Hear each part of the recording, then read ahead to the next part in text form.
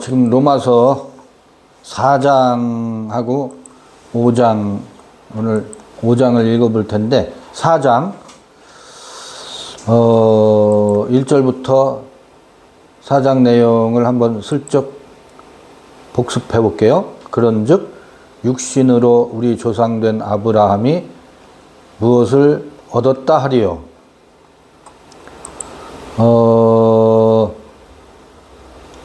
육신을 따라서는 우리의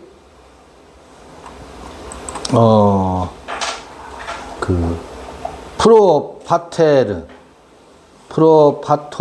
우리의 조상 아브라함. 그래서 만일 아브라함이 행위로서 의롭다 하심을 얻었으면 자랑할 것이 있으려니와 하나님 앞에서는 없느니라. 성경이 무엇을 말하느냐? 아브라함이 하나님을 믿음에, 이렇게 되어 있는데, 하나님을 믿음에, 이 표현은 적절한 표현이 아니라고 그랬죠. 번역에서 그렇게 번역하고 있는데, 하나님에게서, 하나님 안에서 그의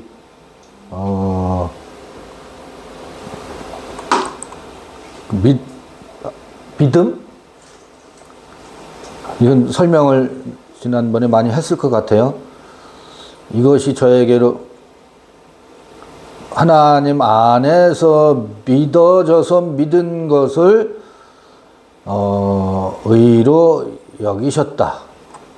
일하는 자에게는 그 삭슬 은혜로 여기지 아니하고 빚으로 여기거니와. 그러니까 일하는 자는 그 삭슬 은혜로 여기지 않고 빚으로 여기거니와는 마땅히 받아야 할 것으로 여기거니와. 일을 아니할지라도 경건치 아니한 자를 의롭다 하시는 이를 믿는 자에게는 그의 믿음을 의로 여기시나니. 전통적인 이해 방식으로 하면 조금 이상하긴 한데, 어떻든 우리 믿음으로 믿음에 이르는 것을 통해서 하나님의 의가 나타난다고 했잖아요. 의가 계시된다고 했지요. 그의 믿음을 의로 여기신다라기보다도 그의 믿음을 통해서 의가 계시되는 방식이거든요. 이란 것이 없이 하나님께 의로 여기심을 받는 사람의 행복에 대하여 다윗의 말한 바, 그 불법을 사하심을 받고 그 죄를 가리우심을 받는 자는 복이 있고, 주께서 그 죄를 인정치 아니하실 사람은 복이 있도다 함과 같으니라. 어느 때 죄를 간과하게 될까요? 죄가 간과되는 때가 있어요. 죄가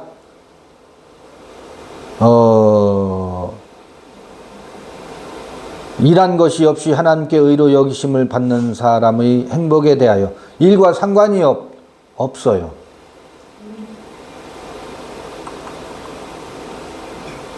주께서 그 죄를 인정치 아니하실 사람은 복이 있도다 함과 같으니라. 그런즉 이 행복이 할례자에게뇨 혹 무할례자에게도뇨. 대저 우리가 말하기를 아브라함에게는 그 믿음을 의로 여기셨다 하노라. 아브라함의 믿음을 4장에서 말하고 있어요. 그런즉 이를 어떻게 여기셨느냐? 할례시냐 무할례시냐? 할례시가 아니라 무할례시니라. 저가 할례의 표를 받은 것은 무할례시의 믿음으로 된 의를 인친 것이니, 이는 무할례자로서 믿는 모든 자의 조상이 되어 저희로 의로 여기심을 얻게 하려 하심이라. 이 부분을 좀 살펴봐야 될 것 같아요. 또한 할례자의 조상이 되었나니 곧 할례 받을 자에게뿐 아니라 우리 조상 아브라함의 무할례시에 가졌던 믿음의 자취를 좇는 자들에게 도니라. 근데 우리가 아브라함을 돌아보면 아브라함이 하나님을 믿었대요. 하나님에게서 믿었대. 그런데 아브라함이 그 믿음은 할례 받기 전에 있었던 믿음이고, 할례는 그의 믿음을 무한 거다? 인친 거래. 그의 믿음을 확정한 거래. 믿음이 믿음으로 확인된 것이 할례래. 그가 할례를 받았기 때문에 의로운 게 아니래. 근데 할례를 받으면 그러면 믿음이 인쳐진 것인가? 묘해요, 이 관계가. 나는 할례 받은 자야. 이 로마서는 로마에 있는 개종한 유대인들에게 보내는 편지거든요. 로마에 있는 형제들이라고 하는 것은 로마에 있는 어떤 유대인들이 유대교의 습성이 몸에 아주 배어 있는 그들에게, 로마에 있는 형제들에게 보내는 편지인데, 그 유대인들에게는 할례가 굉장히 중요했습니다. 근데 아브라함의 이야기를 꺼내면서 아브라함이 어느 때 할례를 받아서 믿음으로 의롭게 된 게 아니래요. 이미 무할례 시에 그의 믿음을 의로 여겨졌는데, 그의 믿음으로 인해서 의가 드러났는데, 할례는 뭐다? 그 믿음을 인친 것이래요. 그러면 그래서 무할례자의 조상이기도 하고 할례자의 조상이기도 하대요. 무할례 시에 믿음의 조상이 됐어요. 그런데 그 믿음으로 인해서 할례로 그 믿음을 인침으로 해서 할례자의 조상도 된대. 이게 무슨 말이지? 근데요, 어떤 이들은 할례를 받았어. 무엇도 없이, 믿음이 없이 할례를 받아서 나는 할례자다, 나는 믿음으로 인친 자다. 그런데 할례를 받았다라고 하는 것으로 믿음을 보증할 수 없대요. 그게 이제 할례 받은 것이 하나의 행위야.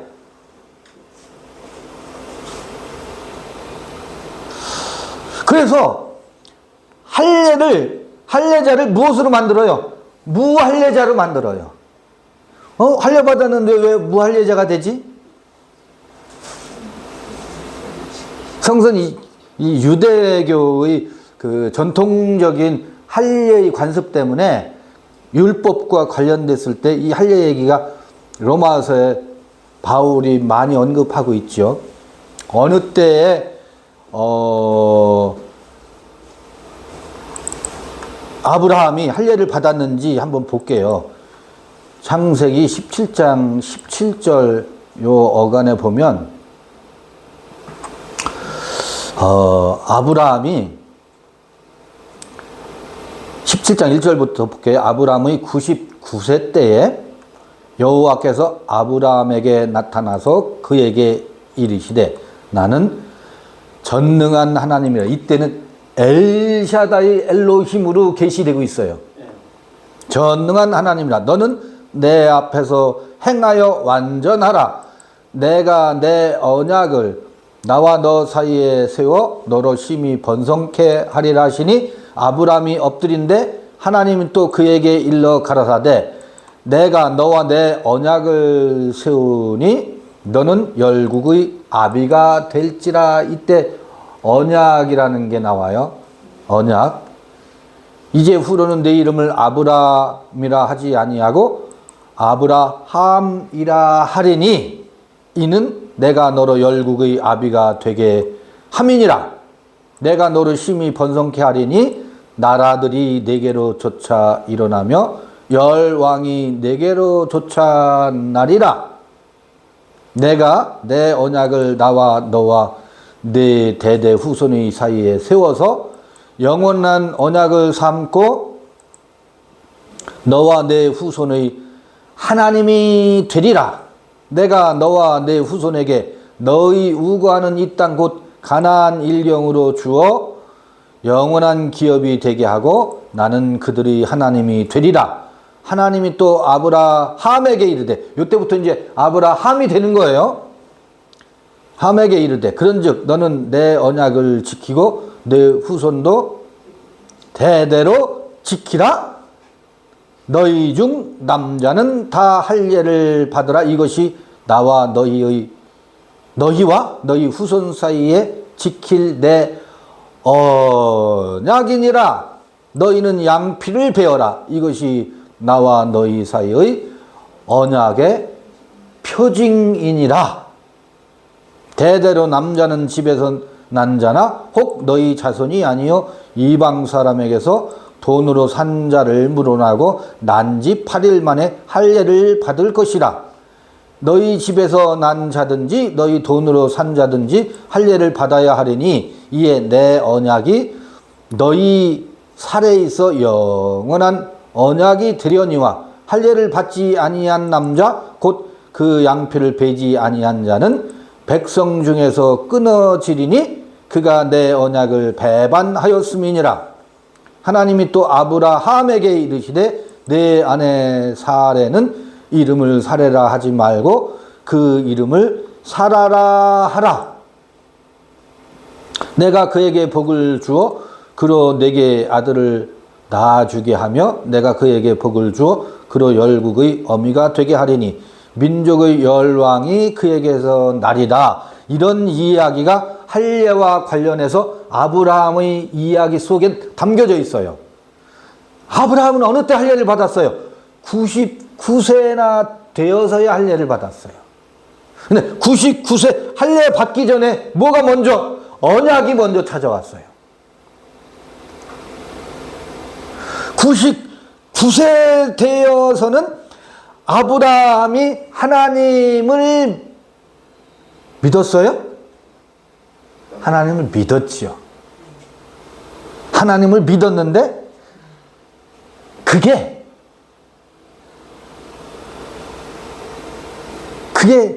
하나님을 믿은 것인가? 사실은 99세 되어서야 하나님의 믿음이 하나님에게서 그의 믿음이 하나님의 믿음이 찾아왔지요. 그 전에는 어떤 믿음이었었어요? 자기가 믿는 믿음이었었어요. 99세 이전에는 행위로 하갈을 통해서 이스마엘을 낳음으로 이 이스마엘을 낳는다라는 게 뭐예요? 그게 99세 이전의 믿음이었었어요. 그 이전의 믿음을 믿음이라고 말하지 않는다고.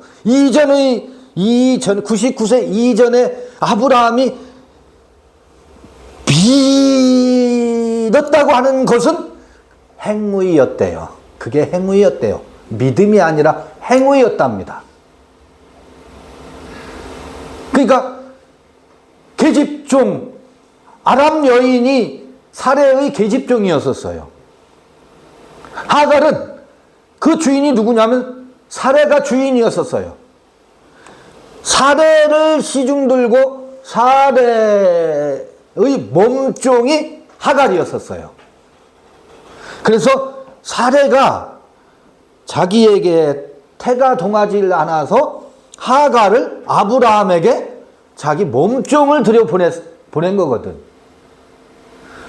하갈을 통해서 이스마엘, 나하고 마차 차이잖아. 이스마엘은 나의 무슨 뜻이에요? 이스마엘이라는 뜻이.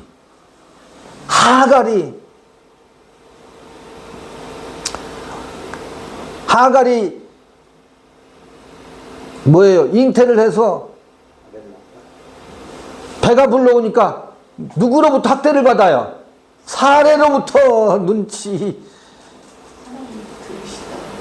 학대를 받기 시작하거든. 그래서 하나님께 하소연한다고. 그래서 나의 학대를 들으셨도다. 그 나의 핍박을, 나의 고난을 하나님께서 들어주셨도다라고 하는 그런 뜻이 있다고 그러잖아요. 이스라엘은 무슨 뜻이에요? 이스라엘은 그 후의 얘기야. 야곱 때 얘기야. 야곱. 그러니까 그러니까 지금은 여기 이스마엘과 이삭, 그 다음에 이스마엘 다음에 이삭이 태어나잖아요. 이삭 다음에 에서와 야곱이 태어났는데, 야곱 때 하나님과 씨름해서 이겼다라고 하는 뜻이 이스라엘이야. 이스마엘이 먼저예요. 이스라엘은 다음 때에서 나오는 이야기야. 그것도 이스마엘의 씨가 아니라 누구의 씨?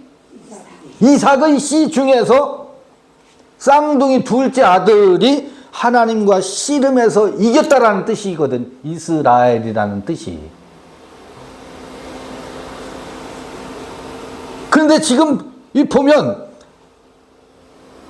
하갈을 통해서 낳은 그 모든 것은 믿으려고 했던 거예요. 믿으려고, 하나님을 믿으려고 했던 거야.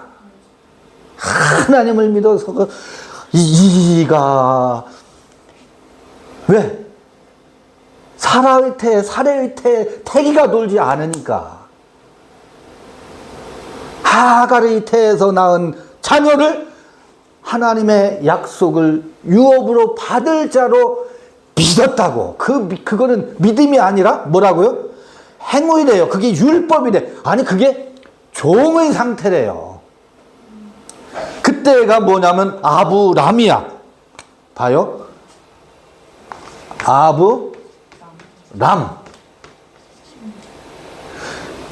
해서 99세가 되었어.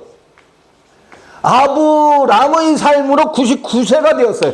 하란 땅에서 가나안으로 왔을 때가 75세였었거든. 하란에서 가나안으로 왔을 때가 75세였는데 가나안에 왔대요. 누가 가나안으로 왔다고요? 아브람이 가나안에 들어와 있어요. 지금 가나안에 약속의 땅에 들어왔다고. 하란을 떠났다고. 하란을. 그 아버지 데라는 어디를 떠났어요? 우르를 떠났다고. 우르를 떠나서 중간 기착지가 하란이었었어. 그 데라의 아들 중에 하란이라는 아들도 있어요. 하란이라는 아들도 있는데 발음이 같을 뿐이지 하란. 요게 하가 달라요. 여기서는 지명 하란은 여기 숨구멍이 없어. 여기 붙어 있어. 하란. 그래서 하란이 아니라 카란이에요. 카란. 지명 이름 카란. 이 지명 데라의 자녀 중에 하란은 일찍 죽었죠. 하란의 자녀들이 누구예요? 아브라함의 조카 롯들이지. 그래서 하란이 두 번 나와요. 사람 이름 하란, 지명 이름 하란. 여기서 하란에서 가나안으로 들어왔다고요. 굉장한 이야기예요, 이게. 가나안에 이미 들어와 있다고. 근데 아직은 뭐라? 가나안에 들어와 있어도 아브람이래요. 요 때가 무슨 때냐면 율법과 종으로 사는 때야. 종으로 사는 때야. 노예로 산다고. 아니, 아브람이 가나안 땅에서 노예로 산 적이 있어요? 노예로 안 살았어요. 노예로 살았다라는 얘기는 그 의식이, 그 육체는 노예로 산 적이 없어요. 가나안 땅에서. 그 의식이 누구를 낳느냐면 이스마엘을 낳는다고. 이스마엘이라는 이 이름을 보면 이도 그야말로 하늘의 별과 같이 이스마엘의 자손들도 비록 아브라함이 집에서 쫓겨나지만 그게 지금 어디에요? 이슬람이지, 이슬람. 이슬람을 이루고 있잖아요. 기독교보다 더 많아요. 유대교보다 더 많아요. 지금 현재 저기의 누구지? 마호멧의 조상이지. 마호멧 이슬람의 믿음의 조상이죠. 믿음의 조상 아브라함인데 그 초조의 이스마엘이 이를테면. 근데 봐요. 아브라함이 믿음으로래. 전 지금 무엇을 자꾸 문제를 삼고 있느냐면 어디 여기 믿음이 있었는데 이 믿음은 믿음이 아니야. 이것으로 구원받았다는 얘기가 아니라고. 믿음은 언제 찾아왔다? 99세에 찾아왔대. 명년 이맘때 너에게 뭐가? 아들이 있으리라 라고 하는 것이 무엇으로 찾아왔어요? 믿음으로, 약속으로, 언약으로 찾아왔어요. 이게 찾아오고 나서 할례를 받았다고. 할례를 받고 나서 이게 찾아온 게 아니라 순서가 그렇다고요. 그러면 할례는 뭐지? 여기서 할례는 언약의 표래. 언약의 징표래. 오트래. 오트. 베리트. 언약의 징표래요. 근데 언약의 표로 카라트 언약이라고 하거든. 카라트. 카라트. 이건 베다야, 베다. 그게 할례지. 할례는 생식기의 표피를 베는 거예요.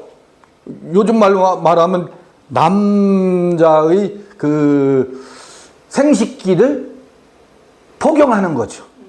그게 언약의 징표라네. 요것으로 할례로 인해서 의로워지고 할례로 인해서 믿음이 찾아오는 것이 아니라 믿음이 찾아오면, 하나님의 믿음이 찾아오면 그 언약의 징표로 할례를 행하게 돼 있대요.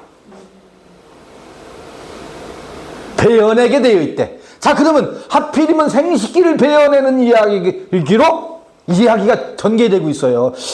이게 무슨 이야기일까? 할례 이전에는 할례 전에 낳은 자녀가 누구였어요? 이스마엘이었어요. 할례 전에 낳은 자녀가 이스마엘이었다고. 성서는 온통 낳는 이야기야. 낳는 이야기. 자, 이전엔 낳는 방식과 할례 이후, 할례는 그게 비유예요. 생식기로 비유하고 있잖아요. 그런데 이 할례는 어디에 하라고요? 마음에 하라 그러잖아요. 마음에 할지니. 그러니까 육체의 할례를 받고서도 마음의 할례를 받지 못하면 할례가 무할례가 되는 거예요. 그렇죠? 할례자가 무할례자가 되는 거야. 무엇을 배지 못했기 때문에 마음의 할례를 배지 못했기. 그러면 이 99세 믿음이 찾아오게 되면 당연히 언약의 징표로 이루어지는 것이 할례예요. 마음을 뭐하는? 마음을 덮고 있는 가죽을 베는 일이 무엇으로? 믿음의 징표로, 언약의 징표로 베어지게 되어 있어요. 만일 육체의 할례만을 행하고 나는 할례 받은 자다 하는 것은 원천 무효야. 그런 행위로는 구원받는 게 아니거든.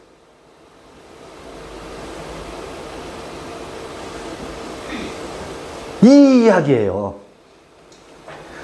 마음의 가죽을 덮고 있는 것을 뭐하게 되어 있다고? 베어내게 되어 있어요. 그게 언약의 징표예요.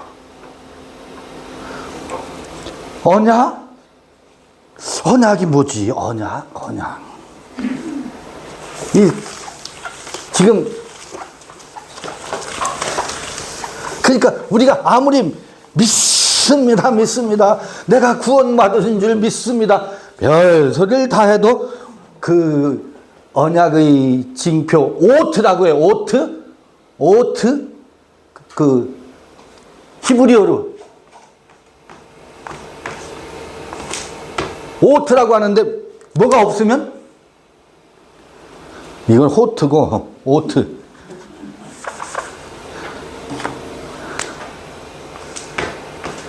이 징표가 언약의 징표가 없으면 믿음이 온 것이 아니라고. 믿음이 찾아온 것이 아니라고.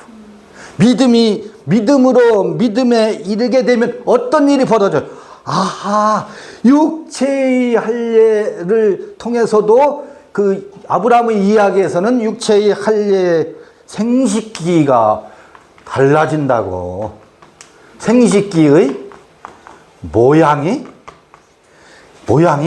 달라져요.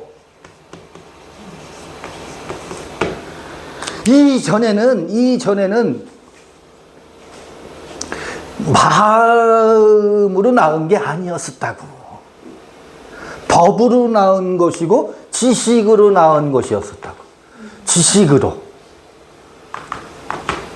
지식의 세계에서 이 지식으로 두껍게 덮여 있는 마음의 세계를 뭐 해야?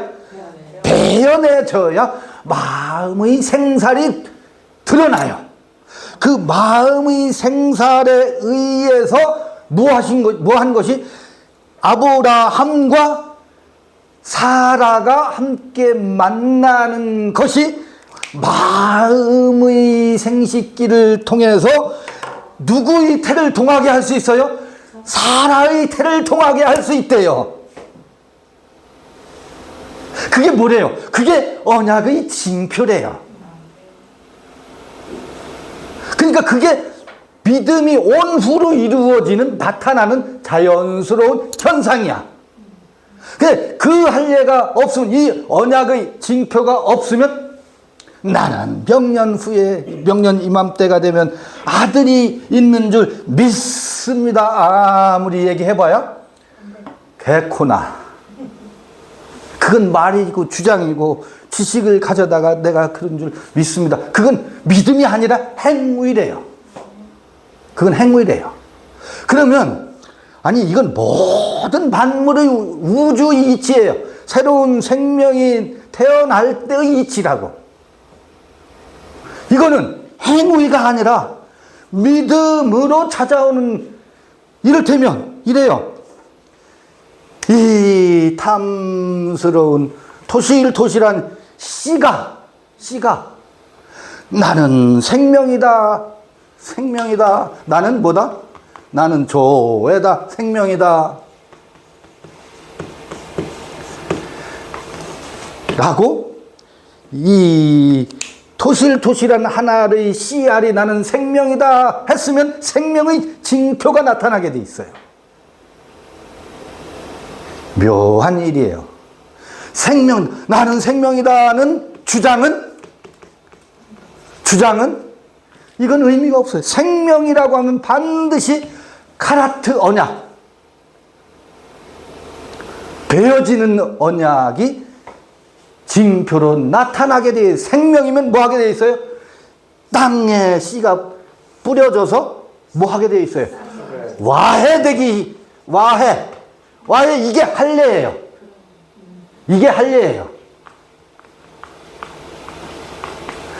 이 할례의 징표가 나타나지 않으면 아무리 나는 생명이다라고 말하는 주장일 뿐이지. 와해되어야 뭐해요? 쌍떡잎을 댄다고. 이게 할례라고요. 할례. 그런데 이 하려면 어느 때? 때가 이르러야 돼요. 때가 이르러야 돼요. 이 쌍떡잎이 대지에 뿌리를 내리고 하는 머리에 우주를 품고 있잖아요. 양손으로 품고 있어서 얘도 뭐래? 나도 조회다. 에고 에임이 해조회. 얘도 생명이라고 말해. 나도 뭐다? 생명이다. 라는 뭐라는 믿음이 찾아왔어. 믿음이 온 후로는 반드시 징표가 있다 그랬죠. 믿음이 온 후로는 베어지는 언약이 찾아온다고. 그 뭐예요? 그 다음에 생명이야? 그 믿음이 찾아왔어?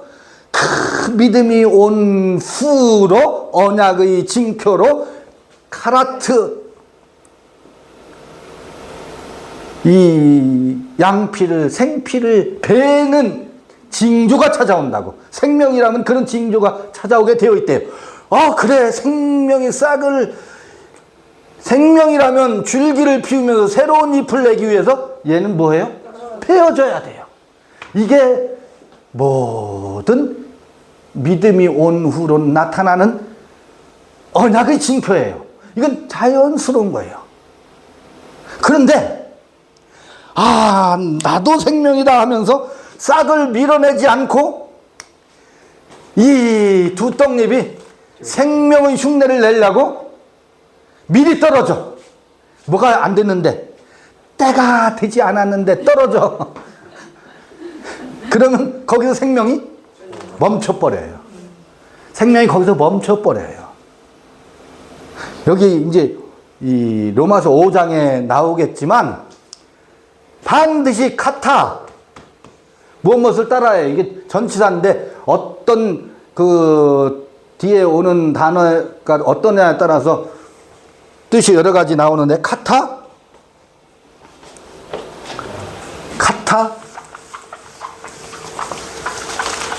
카이론 그래요. 카이론 카타 카이론이라면 카이로스 여러분 많이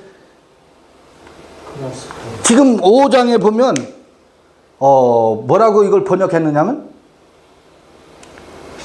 그 기약에 따라 기약이라고 번역돼 있던가 그렇더라. 이게 뭐냐면 때가 되어서 때를 쫓아서 절기를 따라서 절기를 쫓아서예요. 쫓아서 때를 쫓아서예요. 때를 쫓아서. 이거 영어 번역으로 in due time 이렇게 번역해놨더라고. in due time.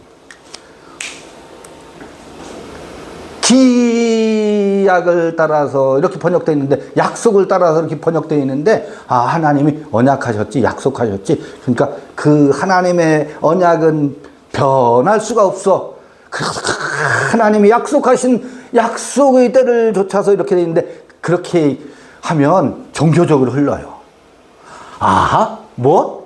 카타 카이론 절기가 되어서 때가 되어서 어느 때 아까 씨가 와야 될 때가 되어서 쌍떡잎이 떨어질 때가 되어서 꽃이 피었다가 질 때가 되어서 열매가 맺힐 때가 되어서 그럴 때마다 카타 카이론이에요. 그래서 생명은 때를 따라서 언약의 징표로 나타나는 것이 어떤 언약이다? 베어지는 언약, 배임받는 언약. 이 언약이 어떻게 예수와 제자들 사이에서 성취되고 있는지 그것을 보면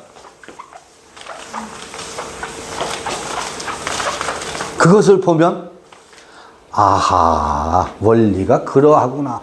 베드로, 주는 그리스도시요 살아계신 하나님의 아들이십니다. 이 아름다운 고백이 있었지요. 이 고백이 때가 된 거예요. 근데 그게 뭐예요? 주는 그리스도시요라는 말이. 주는 그리스토스요. 이게 주는 그리스도십니다. 살아계신 하나님의 아들이십니다. 라고 하는 이 고백이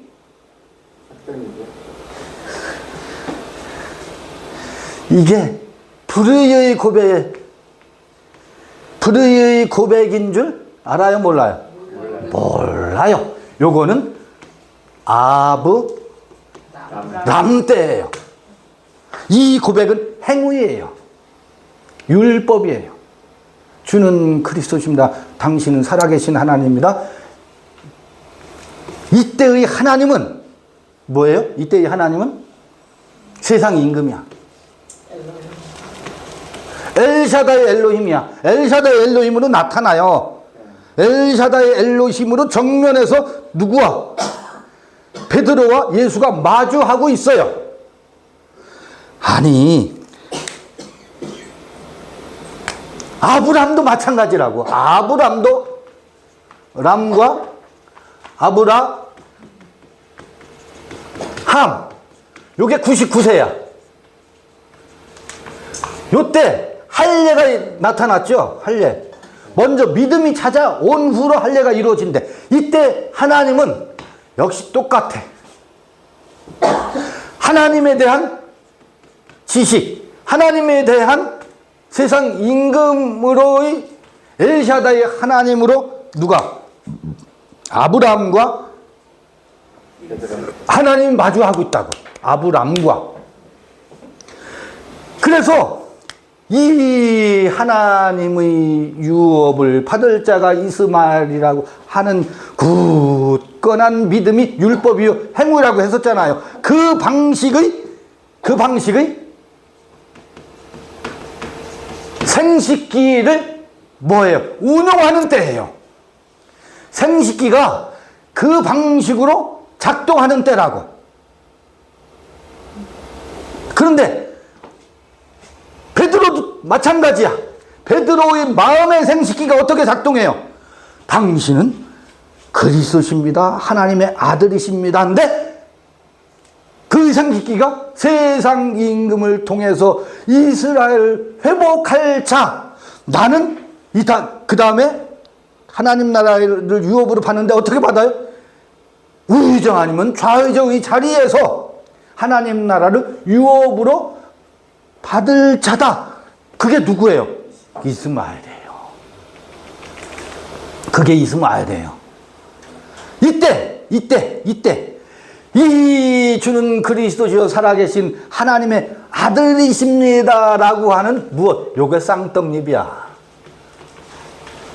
혹은 이게 아주 굳건한 씨를 감싸고 있는 씨 외피라고, 껍질이라고. 씨로 비유하면 이게 단단한 껍질이라고. 그의 생식기를 감싸고 있는 외피라고. 그런가요? 이 의식의 세계에서 마음이 드러나질 않아요. 자기 뭐만 믿음의 고집만 드러나지. 근데 그 믿음이라고 하는 내가 믿습니다라고 하는데 그게 그의 믿음이 아니라 제 믿음이 제 고집이다. 그것이 어떻게 해요? 배어진다고. 배어짐이 어떻게 배어지는지 아세요? 나는 배었다가 아니야. 그걸 배어지는 배임을 누가? 아하, 그의 스승이 그의 불의가 드러나서 불의가 아주 확실하게 들춰낼 때 무엇이 찾아오게 되어 있어요? 믿음이 찾아온다고 하잖아요. 믿음이 찾아와질 때 자연스럽게 이 세상 임금이 들통나고 이 세상 임금이 어떻게 해요? 심판받지요. 심판받는 것이 뭐예요? 그게 배임이에요. 누가 지금 배워줘요? 베드로의 그 무엇과도 바꿀 수 없는 예수 우상이 떠난다고. 우상이 베어지고 있다고. 기름 같은 서방이 배임받고 있잖아요. 이게 할례예요. 이게 할례라고. 할례의 표라고. 그래서 뭐가 드러나요? 생식기의 생살이 돋아난다고. 마음의 세계가 드러난다고. 마음의 세계가 드러나는데 이게 행위로 되는 것이 아니라 믿음이 찾아와서 그 약속과 언약의 징표, 약속과 언약이라는 게 뭐예요? 명년에 아들이 있으리라예요. 명년에 아들이 있으리라는 게 뭔지 아세요? 그대가 그대의 진면목으로 본래의 그대 자신의 생얼이 그 무엇에도 오염되지 않은 그대의 모습이 드러날 것이다. 명년 이맘때 아들을 낳을 것이다. 그 얘기예요. 그 이야기는 그대 안에 있는 겨자씨만한 믿음이 그대를 거룩하게 새로 태어나게 할 것이다. 어느 때? 이제 명년 이맘때가 되면. 그게 언약이라고. 우리 모두는 그 약속을 부여잡고 있다고. 그렇지. 나도 뭐 사람답게 한번 살 때가 찾아오겠지. 나도. 라고 하는 약속을 모두가 부여잡고 살거든. 이때의 약속은, 이때는 무엇을 부여잡고 사는지 아세요? 이때는? 나도? 예수 그리스도 우리 이스라엘의 왕으로 오시는 이를 통해서 이스라엘 국권을 회복하고 거기서 뭐 한다고요? 큰 자가 되리라 라고 하는 무엇을 부여잡고 살아요? 믿음을 부여잡고 살지. 이건 제 믿음이야. 그의 믿음이 온 게 아니야. 자기 믿음을 부여잡고 산다고. 그런데 그의 믿음은 숨겨져 있어, 감춰져 있어, 겨자씨만하게 작게 있어. 이건 어느 때 드러나요? 믿음이 찾아와서 베어지고 나서야, 언약의 징표가 드러나고 나서야 그건 행위가 아니래잖아요. 아브라함을 통해서 이 이야기를 바울이 로마에 있는 형제들에게 이 이야기를 꺼내고 있다고. 이 이야기를 짚어보고 있잖아요. 아하, 이런 흐름으로 이 이야기가 전개되고 있네. 로마서 이제 4장. 로마서 4장에서 아브라함의 양피를 베는 이야기가 나와서, 이게 무슨 이야기지. 유대인들에게는 이 할례의 문제가 아주 자부심이었었잖아요. 나는 유대인 중에 유대인이고 할례자 중에 할례자다라고 하는 그 자부심을 가지고 있는데 그 할례가 다 무할례자를 만들어 놓고 있는 까닭이 믿음이 찾아오지 않았기 때문에 이건 예수를 믿는다라고 아무리 말해도 그 믿음을 나는 예수 믿는다라고 하는 나는 할례자라고 하는 그 자부심을 전부 무엇으로 만들고 있어요? 이 언약의 징표가 찾아오지 않으면 뭐다? 무할례자인 것처럼 그 믿음이 전부 다 무효예요. 그거 믿는 것은 믿는 게 아니라고. 아브람 때는 그렇게 믿는다라고 했지만 그 믿음, 그의 믿음이 아니라 자기의 신념이었다고. 그 신념 속에서도 물론 약속을 부여잡고 있지요. 왜 안 되지? 왜 안 되지?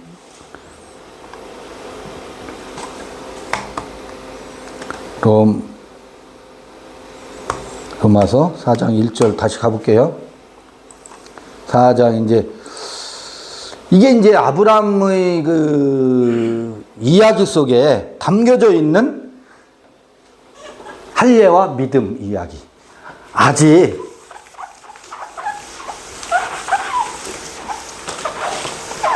이삭이 태어난 얘기는 여기까지는 없어요. 여기서는 명년 이맘때 이삭이 태어나지.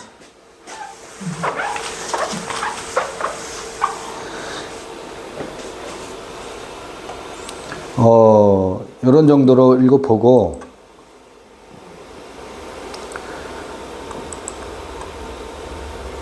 로마서 4장 13절 볼까요? 아브라함이나 그 후손에게 세상의 후사가 되리라고 하신 언약은 율법으로 말미암은 것이 아니요 오직 믿음의 의로 말미암은 것이니라. 만일 율법에 속한 자들이 후사이면 믿음은 헛것이고 약속은 폐하여 졌느니라. 율법은 진노를 이루게 하나니 율법이 없는 곳에는 범함도 없느니라. 그러므로 후사가 되는 이것이 은혜에 속하기 위하여 믿음으로 되나니 이는 그 약속을 그 모든 후손에게 굳게 하려 하심이라. 율법에 속한 자에게뿐 아니라 아브라함의 믿음에 속한 자에게도 이니 아브라함은 하나님 앞에서 우리 모든 사람의 조상이라. 아브람도 우리의 조상이요. 아브라함도 우리의 조상이죠. 네. 이 아브람 이야기를 잘 읽어 5장이 수월하게 읽혀요. 5장이 굉장히 논란이 많은 장이거든요. 아브라함이 바랄 수 없는 중에 바라고 믿었으니, 이건 히브리서 할 때 그 설명을 다시 하죠. 여기서 붙잡고 있지 말고 바랄 수 없는 중에 바라고 믿었으니, 이게 지금 오도가 돼가지고 억지 주장하는 그 쇠퇴지요. 이는 내 후손이 이 같으리라 하신 말씀대로 많은 민족의 조상이 되게 하려 하심을 인함이라. 그가 백세나 되어 자기 몸의 죽은 것 같음과 사라의 태 죽은 것 같음을 알고도 믿음이 약하여지지 아니하고 믿음이 없어 하나님의 약속을 의심치 않고 믿음에 견고하여져서 하나님께 영광을 돌리며 약속하신 그것을 또한 능히 이루실 줄을 확신하였으니 그러므로 이것을 저에게 의로 여기셨느니라. 아주 철저히 율법적으로 번역이 되어 있어요. 율법적으로 번역되어 있어요. 그러니까 우리도 열심히 믿음을 의심치 말고 믿으십시다. 아브라함의 믿음을 본받으십시다 하는데 전부 그게 뭐에 아브람에 속한 이야기들을 반복하고 있다고. 믿음이 찾아와야 돼요. 그래서 믿어져야 된다고.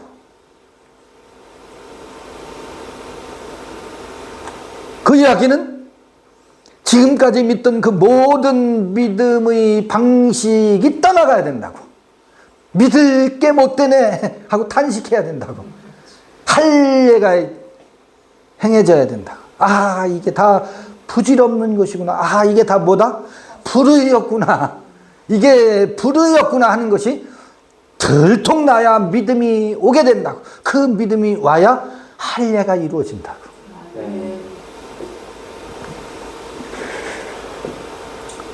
그래서 이 번역을 보면, 번역된 것만 보면 아주 철저히 율법적으로 번역되어 있어요. 로마서 서신을 번역하는데도.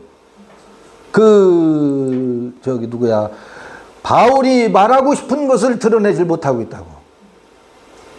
저에게 의로 여기셨다 기록된 것은 아브라함만 위한 것이 아니요 의로 여기심을 받을 우리도 위함이니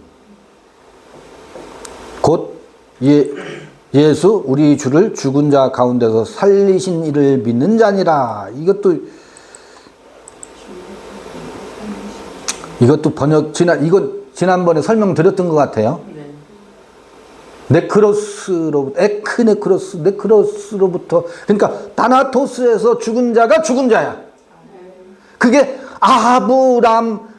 아브람에서 죽고 아브라함이 되는 것을 말하는 거거든.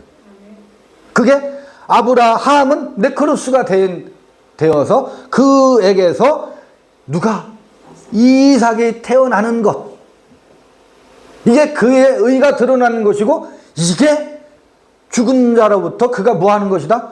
부활하는 것이다.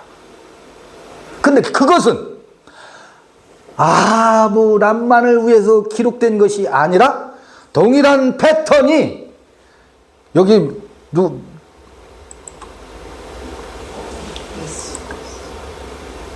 이거는 뭐라고요? 몇 절이야? 의로 여기심을 받은 우리도 위함이. 그것을 기록한 것은 아브람만을 위한 것이 아니라 동일한 패턴에 의해서 우리에게 그의 믿음에 이르게 되므로 의가 드러나는 우리를 위해서도 그 기록이 있다는 거예요. 아브람의 이야기는 아브람만을 위한 것이 아니라 같은 패턴으로 살아지게 되는 우리를 위해서 그 기록이 있다는 겁니다.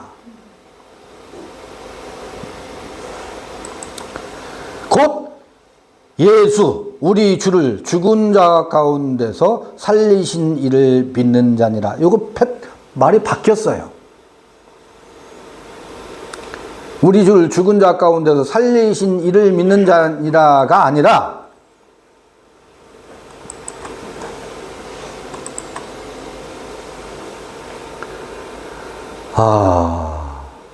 이게 에크네크론 죽은 자로부터 우리 주 예수를 죽은 자로부터 살리신 이를, 이거 지난번에 충분히 설명 들었을 터인데, 이게 예수는 죽었어요. 죽었다가 부활했어요. 근데 죽은 자가 부활했어. 어느 때? 2000년 전에. 이것을 뭐 해야 돼요? 믿어야 할지니라. 이를 믿는 자를 위해서, 이 사실을 믿는 자를 위해서 기록되어 있다. 그 얘기가 아니라. 이게 기독교의 기본적인 교리잖아요. 그러니까 예수는 죽은 자야. 근데 그 죽었다가 다시 살아났어. 이렇게 이야기가 패턴이 되어 있잖아요. 그게 아니라고. 예수는 어디에서 살아나요? 에크네크론 죽은 자로부터 살아나요. 죽은 자로부터 살아난다. 죽은 자 누구? 아브라함.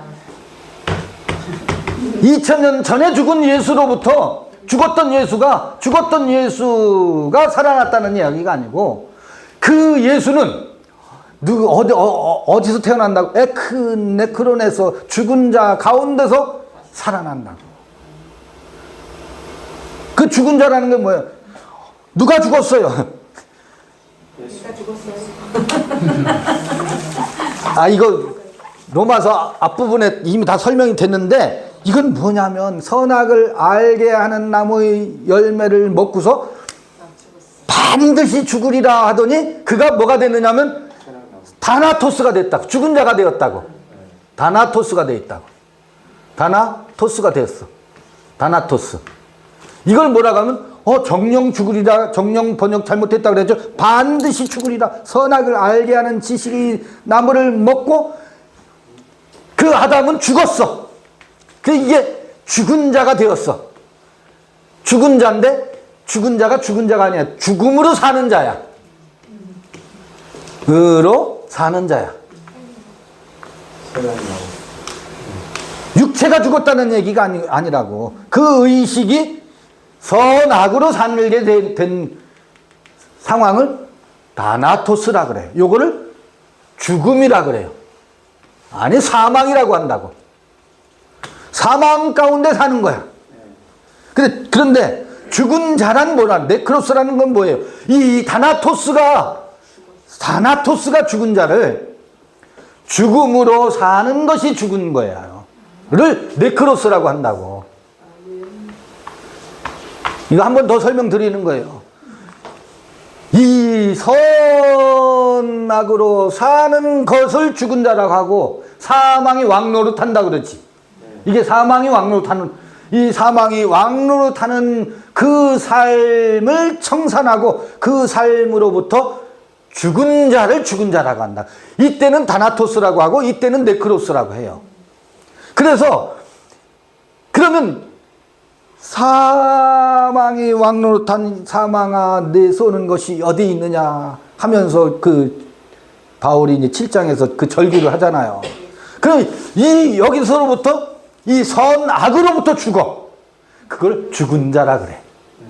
이 육체가 죽고 살고 그 얘기가 아니에요. 우리 의식의 세계의 두 양태를 얘기하는 거예요.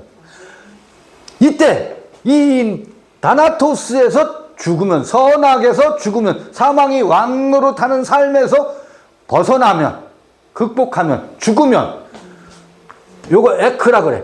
에크 네크로스, 에크 네크론, 론 하면 복수거든. 죽은 자들로부터 여기에서 예수 그리스도의 정신이, 그 기름 부음이 여기서 살아난다고. 이거를 부활이라고 한다고. 그러니까 2000년 전에 부활한 게 아니고 지금도 날마다 이 에크 네크론으로부터 그의 기름 부음과 그리스도의 정신이라고 하는데, 그게 그리스도예요. 그리스도가 살아난다고.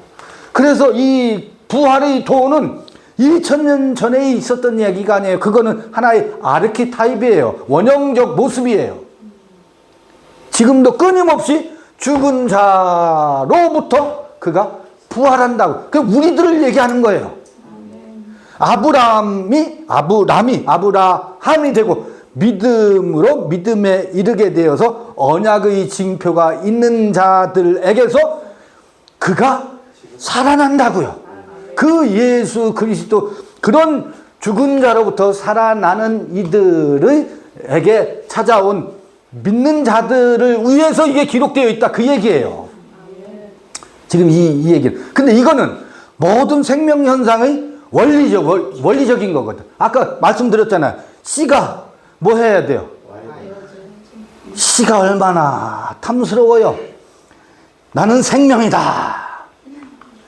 생명이다인데, 이건 생명 맞아요. 노래를 해야 돼요. 찬양해야 돼요. 근데 생명이다만을 주장하고 있으면 이게 선악으로, 바로 선악의 나락으로 빠진다고. 생명이다 하면 징표가 있어야 돼. 어떤 징표? 와야 되는, 이게 네크로스가 되는 거예요. 그냥 생명이다라는 주장만 하고 있으면 선악, 다나토스가 된다고. 이 징표가 뭐예요? 와야 되는 거예요. 생명이다라는 주장을 버리고 여기서 싹이 태어나지요. 이때 껍질이 와야 되는 것을 네크로스라 그래요. 껍질이 와야 되는 것을 네크로스라고, 싹을 내는 것을 부활이라 그래요. 여기 지금 로마서 4장 24절 이야기예요. 에크네크론, 죽은 자 가운데서 우리 주 예수 그리스도가 이렇게 살아나잖아요.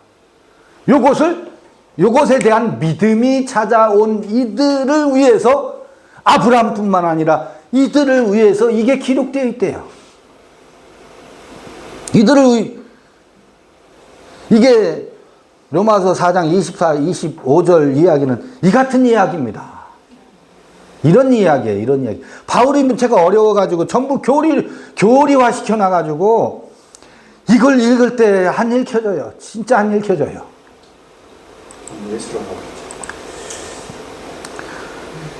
요럴 때 죄가 간과돼요. 죄가 지나가 버려요. 와야 되면서 지나가요. 붙잡고 있으면 자기 의가 돼. 이게 나는 생명이다를 의로 삼아. 너만 생명이나 나도 생명이다. 싸워. 나도 구원받았어 하고 서로 싸워. 그걸 뭐 껍질로 가지고 있어서 그래요.